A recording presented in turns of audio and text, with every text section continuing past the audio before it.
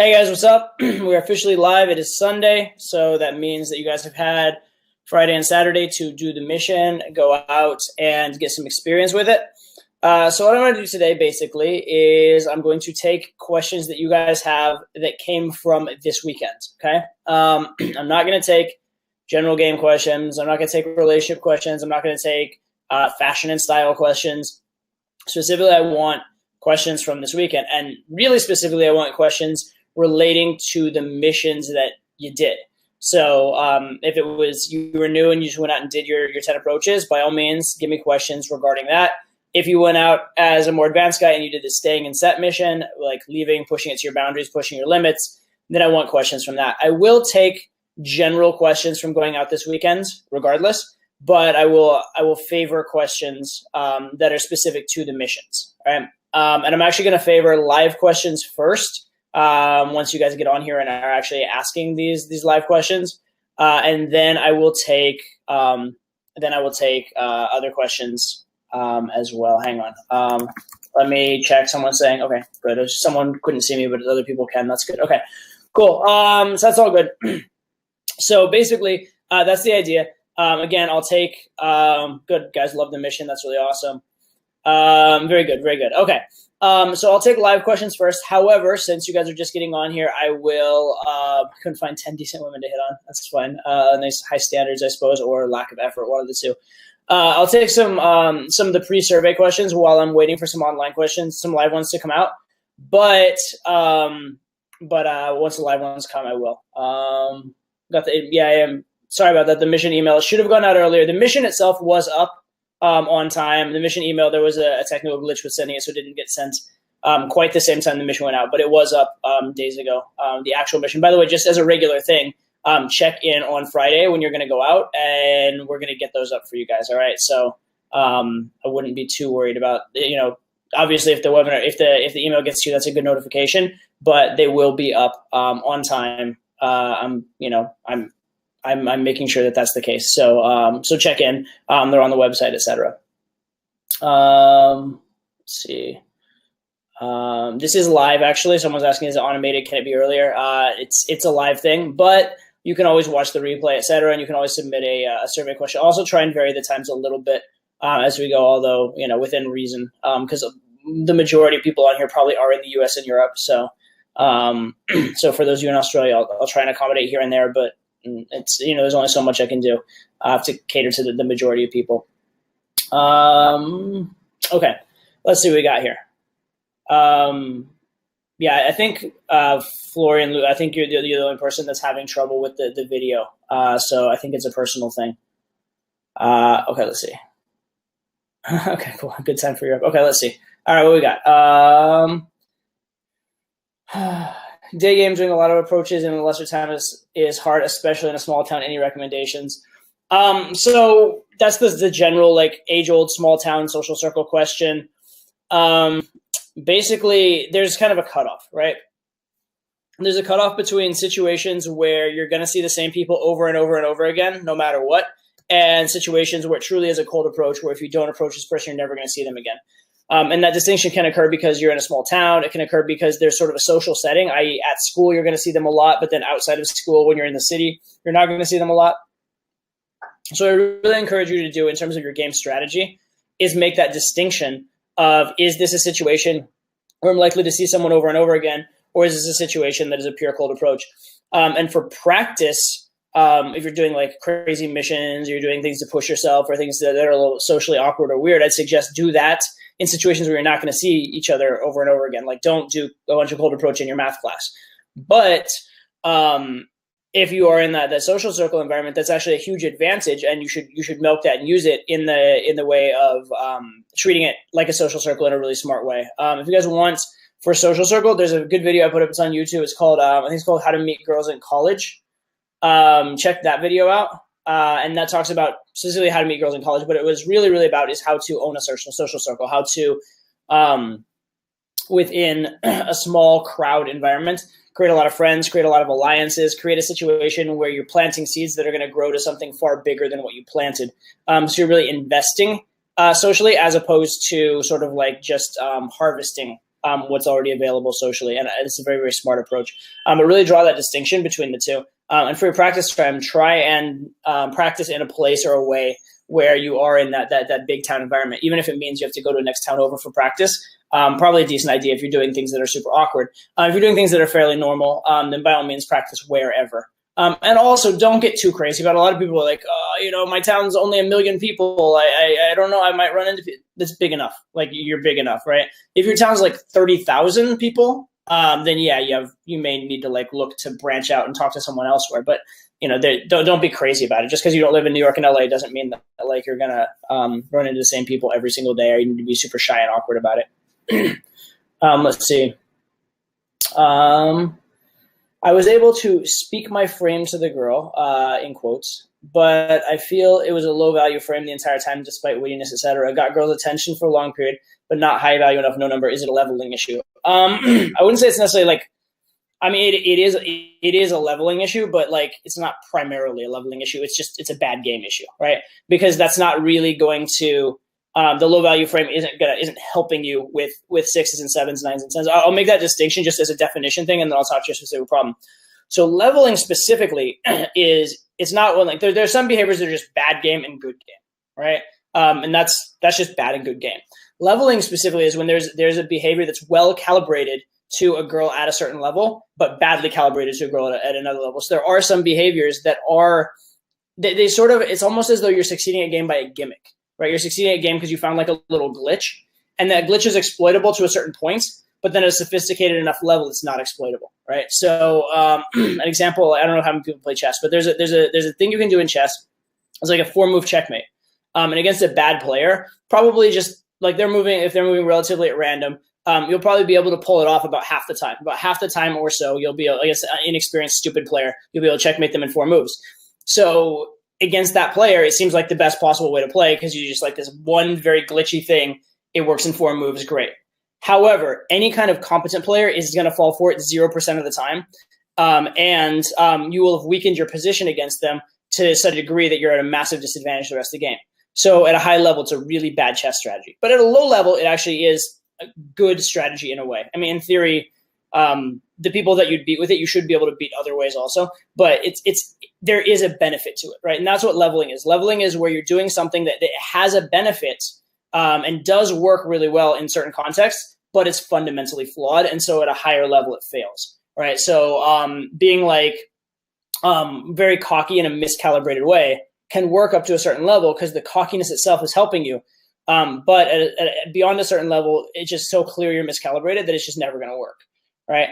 And so the thing that makes it difficult, the thing why we call it leveling and why leveling can be insidious is that you're actually doing it and it's working. You do it and it actually improves your game for a while, but it fundamentally is limiting how high you can go in game because as long as you're doing that behavior, you'll never reach that next plateau. So I just want to make that distinction because I know leveling is a big concept and I want to define that concept for you guys really, really well. So leveling is not bad game. It's not like universally bad game. Leveling is where it's like a glitch or a gimmick that it actually can help you to a certain point. And that's why it's so like tempting. And that's why so many people have leveling behaviors in their games is because they actually do get a result up to a point, but they're fundamentally flawed above that point. Okay. So, however, this speaking from a low value frame thing, that's just generally a bad game issue. And so what you want to be doing is I would just say if you're speaking from a low value frame, my suggestion for you would be, I want you to think about what is your particular high value frame. Specifically, when you go talk to a girl, what is it that you specifically are bringing to the table for the girl? Why is it that the girl is better off being with you? And this could be for a variety of reasons. For some people, it would be because of things like material success. For some people, it would be because of things like you're really fun to be around. For some guys, it'd be you're really good in bed. Right? There's all these different things that you potentially bring to the table. But I want you to really think about what is your value proposition, delineate it, and then understand that, number one, when you talk to a girl, you are bringing value to the table. Number two, I want you to understand what specifically you're doing that's bringing value to the table so that you can highlight those things. So instead of talking from a low value frame, you can talk from a high value frame, right? So let's say that you're very like smart and scientific and whatnot. Right? Instead of talking about random topics you're no good at, or instead of talking in ways that are self-deprecating about being a nerd, I would say talk about like how passionate you are about certain things and really emphasize your intelligence as an asset in the way that you talk and convey yourself that way, right? So basically this means having some idea of your overall premise and your overall approach to game. And the idea is if you have the right frame and the right premise, then the right words are going to kind of come naturally, right? If you truly believe, and this is important, you truly believe that you're offering higher value and you know exactly why, it's going to be more likely just in random conversation or when you're nervous or don't know what to say, that those are the words and behaviors that are going to come out, right? Because it's not about what we can do at our absolute pre-planned best. It's about what we do in the moment when we're nervous with the girl in front of us, right? And so you want to make it so instinctive, these beliefs, so ingrained in you that they're the most natural thing to possibly come out. But the starting point is actually sitting down, and this is something I assign to students on immersion boot camp, one-on-one students sometimes, stuff like that.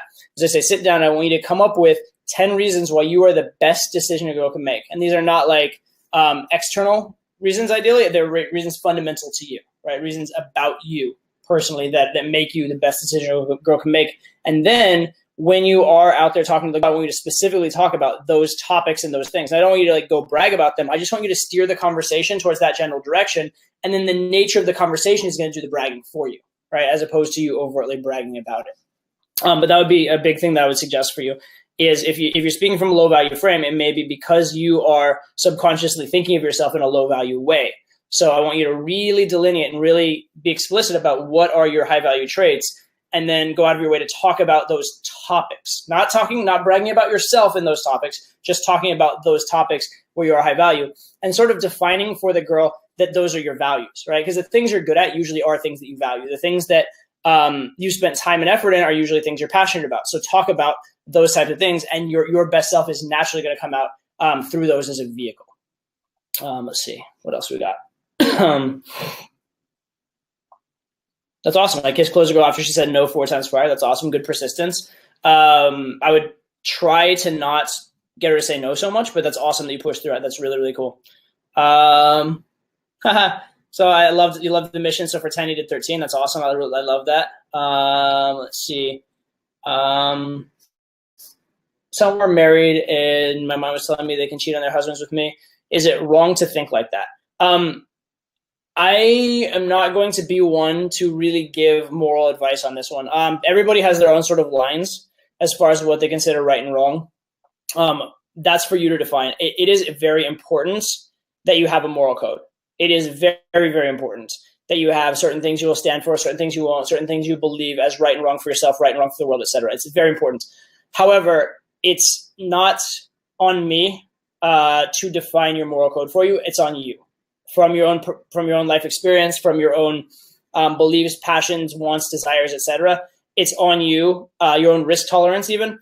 It's on you to define your own moral code. What I will say is once you have defined your moral code, stick with it. So if you're asking, is it wrong to think like that? That's not a question I can answer. You can answer the question, is it wrong to think like that? And by the way, usually thoughts aren't wrong, just so you know. Usually actions can be right and wrong thoughts. There's not really wrong thoughts or right thoughts. There are inaccurate thoughts, unhelpful thoughts, dangerous thoughts even, but right or wrong thoughts, there's not a lot of morality to thoughts, right? There's morality to action because you're going to think what you're going to think, but you have a choice for how to act on it. It's kind of like with women, they say attraction is not a choice. Like she doesn't have a choice to be attracted to you, but she doesn't have a choice to cheat or not cheat, going back to the cheating thing. Okay, so is it wrong to think like that? Is it inaccurate to think like that? No. If your game is good enough, married women will cheat with you. I have slept with married women before. I did not. I can't remember a time when I specifically knew it ahead of time and did it, but I have slept with married women who just didn't tell me. And I've slept with lots of girls that had boyfriends of various kinds, either serious or they're maybe just barely seeing someone, or maybe there's someone there that's on their radar or whatever. But everyone draws distinction at different places. Some people are like, I only want to date single girls. I don't want to I think it's wrong to steal from a girl with a boyfriend. That's your moral code. Fine. Fair enough. I will say that most girls that are hot probably are seeing someone or have someone interested or a possibility, because why wouldn't they, right? If they're social and like men and are hot, of course they have prospects. So to cut out like anybody who has any prospects, you're definitely limiting your search a little bit. but a lot of times they just won't tell you, or a lot of times, if you just hit on and bang on enough doors, you may eventually find a girl who's purely single or just broke over their boyfriend or whatever. So you can do that. A lot of people draw the line at, if they have a boyfriend, whatever, but if they're married, I won't cross that line. And there it's, I don't know, I guess they draw the line that marriage is a legal construct, whereas boyfriend is just a emotional construct. And so therefore, if someone's cheating on you, you're encouraging them to cross a legal line, or at least a line that has legal consequences. It's not like criminally legal, but it does have potentially financial consequences for them, et cetera. So that's a distinction. The other place that people draw a distinction a lot of times is they just don't want to mess with situations where they're going to deal with a crazy husband at the end of a shotgun, which is very practical consideration. So as far as all that stuff goes, make your own moral code, but do it in a considered way. And then whatever your moral code is, follow it. My moral code should not necessarily be yours. Mine does come from my own experience. It does come from my own values, my own risk tolerance, all that kind of stuff. But mine should not necessarily be yours because you're a different person than I am. But what I will say is, if you think that it's wrong and then you're asking me to give you permission, that's not a good way to go. You should be going giving yourself permission. If you think that it's right and you're wondering if I will judge you for it, if you truly believe it's right, don't worry about my judgment. Do what you truly believe is right. So on this one, I'm going to abdicate responsibility to you because you should not be abdicating responsibility to me. Let's see. I was able to stay in set, but found it hard to restart after it went dead and became awkward. Any tips? That's awesome. That's exactly the situation I wanted you to be in. Okay. That's really, really important. Okay. So here's the thing. When you are talking to the girl, it's very common, right? It's okay. There's a little bit of a spark when you first start an interaction. You open, it's a cold approach. And there's that spark of, oh, someone new is talking to me. Oh, this is a stranger. Oh, this is exciting. Oh, this is different. And then it can kind of go flat. And most guys leave when it goes flat. And that's exactly what I don't want you to do in terms of this exercise. It's exactly what I don't want you to do in terms of getting to a high level in game, because a huge number of sets will go semi-flat or even totally flat at some point that are still really good and can still totally work. If you guys look at the infield footage in women, a lot of times things are escalating a bit and then they back off, right? And it seems like it went back to normal, platonic conversation, and it escalates a bit and backs off. If every single time it backed off and oh shit, it got worse now, the set's over, I'll basically never get laid, right? So it's very, very important to learn to resuscitate these conversations. The first step in learning to resuscitate, and again, this is huge for what the mission is all about, is one, just deciding you're going to. First step is deciding that it's not okay that it went flat, or not. It's fine that it went flat. It's not okay if it stays flat. Right? It's not okay if it continues to go flat, because continuing to go flat is a problem. It's fine that it went there. It's totally fine. It's totally normal, but just don't let it stay there. Take the next right action now. And so the first thing is making that decision that rather than have the pleasantly flat conversation, you prefer to have a conversation where you're loved or hated, where it's actually going somewhere. Okay, that you value your time and you value the progression of the interaction. So that's the first thing, is making the distinction. And when you make that distinction, make that commitment, the next thing is being willing to take a risk, being willing to ruin it in order to make it better. And I understand that when it's flat, there's not a ton to ruin, but you do need to be willing to have the explosive blow up, or that it falls apart blatantly, as opposed to it gradually burns to like a dying ember. Okay. A metaphor that I have is, say that you're in the woods and you're building a fire, or you've built a fire. If you just leave it and never add wood to the fire, eventually it will burn out, but there'll never be one moment where oh fuck, I fucked up, I burned out. There'll never be that big emotional moment. It's just going to gradually peter out. That's what most guys do in their set, is they just don't add enough fuel to the fire and they let it gradually peter out. What you need to do is throw some wood on the fire. The problem is, if you throw too much wood on the fire at once, you may smother the fire and kill it immediately. Right? So you need to do it in a considered, you would say, calibrated way, to use the game metaphor, right? You throw a little wood on the fire and see how that works. And then you throw a little more, and you find the right level. And that's what you really want to do, is think to yourself this. When it starts to go flat, think, I'm here. Where would I like to be? Would I like to be at a kiss? Would I like to be at isolation? Would I like to be at a venue change? Would I like to be at talking about something more sexual? What's the next logical step in my mind? If I were a movie director, I sometimes say porn director, but movie director, porn director, whatever. We'll say porn director. If I was a porn director and I'm writing this scene to sex, right? What would be the next step along the way, the next little micro step along that journey? And then how can I move it there? And then you want to take one step along that path.